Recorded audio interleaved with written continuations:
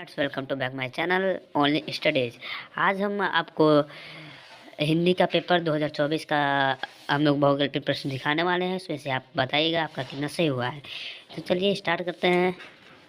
यहाँ पे हमारा सबसे पहला प्रश्न है, हिंदी साहित्य के श्रेष्ठ निबंधकार, आलोचक एवं इतिहासकार के रूप में जाने जाते हैं। तो आपका इसका आंसर होगा रामचंद्र शुक्ल। आपके सही आंसर होगा रामचंद्र शुक्ल पहले का। फिर दूसरा क्वेश्चन हमारा है, महादेवी वर्मा द्वारा रचित रेखाचित्र है। तो हमारा दूसरे का सही होगा अतीत के चलचित्र। अतीत के चलचित्र हमारा दूसरा आंसर होगा। फिर हमारा तीसरा क्वेश्चन है, कोणार्क के रचनाकार हैं। तो हमारा यहाँ पे सही आंसर होगा जगदीश माथुर। तो यहाँ पे हमारा सही आंसर क्या होगा, जगदीश माथुर।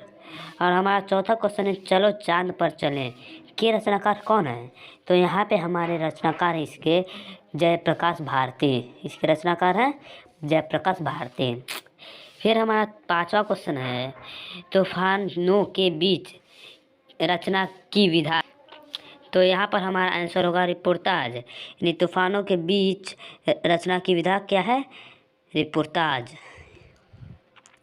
और हमारा छठा क्वेश्चन है, छठा क्वेश्चन जो हमारा है वो है, केशव दास किस काल के कवि हैं। तो केशव दास हमारे रीतिकाल के कवि हैं। ये रीतिकाल के कवि हैं, केशव दास रीतिकाल के कवि हैं।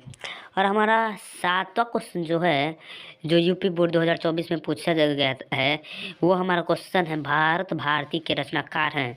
तो भारत भारती के रचनाकार हमारे हैं मैथिली शरण गुप्त। भारत भारती के रचनाकार हमारे मैथिली शरण गुप्त हैं। उसके बाद हमारा आठवां क्वेश्चन है, भारतेंदु युग की समयावधि है।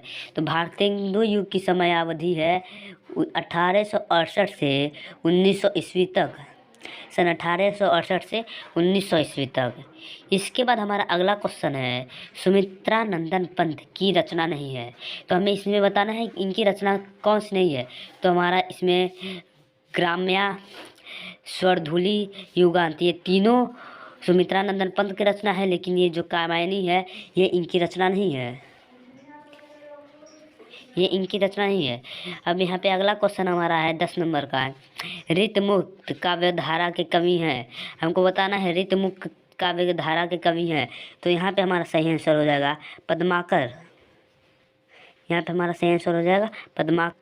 तो आप हमें कमेंट करके बताइए इसमें से आप के 10 क्वेश्चन में से आपके कितने क्वेश्चन सही हुए हैं। उसके बाद हमारा अगला क्वेश्चन है, हाँ रघुनंदन प्रेम परीते तुम बिन जियत बहुत दिन बीते। ये हमारा अब यहाँ से व्याकरण का शुरू होगा। यहाँ तक हमारा गद्य पद का था और यहाँ पे से व्याकरण का शुरू हो गया। तो यहाँ से व्याकरण का पहला क्वेश्चन क्या है, हाँ रघुनंदन प्रेम परीते तुम बिन जियत बहुत दिन बीते, उपयुक्त पंक्तियों में प्रयुक्त रस है। तो यहाँ पे हमारा हो जाएगा, यहाँ पे क्या है, करुण रस है। यहाँ पे हमारा करुण रस है।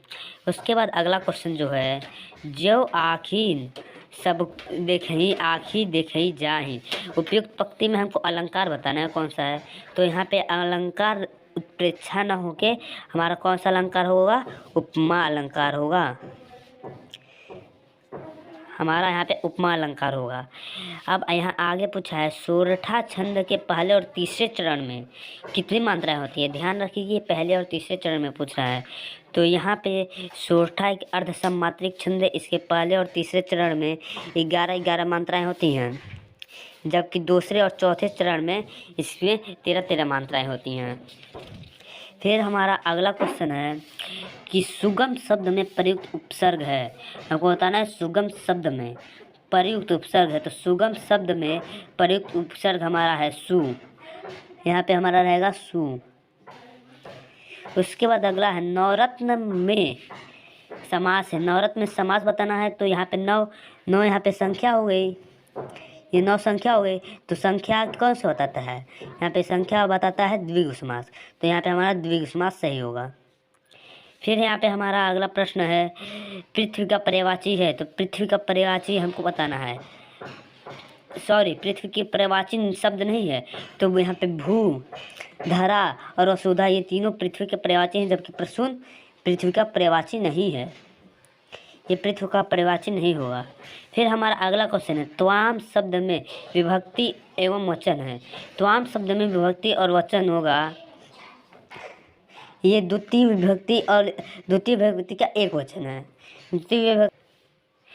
द्वितीय विभक्ति का एक वचन। त्वाम शब्द में त्वाम शब्द द्वितीय विभक्ति और एक वचन है, तो यहाँ पे हमारा सही आंसर होगा ये। फिर हमारा अगला जो क्वेश्चन है वो है, अर्थ के आधार पर वाक्य के भेद होते हैं। अर्थ के आधार पर वाक्य 8 प्रकार के होते हैं और रचना के आधार पर वाक्य 3 प्रकार के होते हैं। फिर हमारा अगला क्वेश्चन है, कर्तृवाच्य में प्रधानता होती है। कर्तृवाच्य में प्रधानता होती है क्रिया की, नहीं, कर्तृवाच्य में प्रधानता होती है कर्ता की। तो यहाँ पे हमारा सही आंसर होगा कर्ता। जबकि हमारा कर्मवाच्य में हमारी प्रधानता होता है कर्म की। फिर हमारा अगला और लास्ट क्वेश्चन है, जिनके अलग अलग वाक्य के रूप में मिलते हैं वे पद कहलाते हैं। तो वे पद हमारे विकारी पद कहलाते हैं। तो यहाँ पे हमारा आंसर होगा विकारी पद। फिर आगे जो क्वेश्चंस है वो लॉन्ग क्वेश्चंस है, हम किसी और वीडियो में इस क्वेश्चन को करवाएंगे। फिर आप बताइए हमारा वीडियो आपको कैसा लगा, आप कमेंट करके बताएं आपके 20 बहुकल्पी में से कितने बहुकल्पी सही थे। हमारा वीडियो अगर आपको अच्छा लगा तो वीडियो को लाइक ज़रूर करें, इस वीडियो को शेयर ज़रूर करें।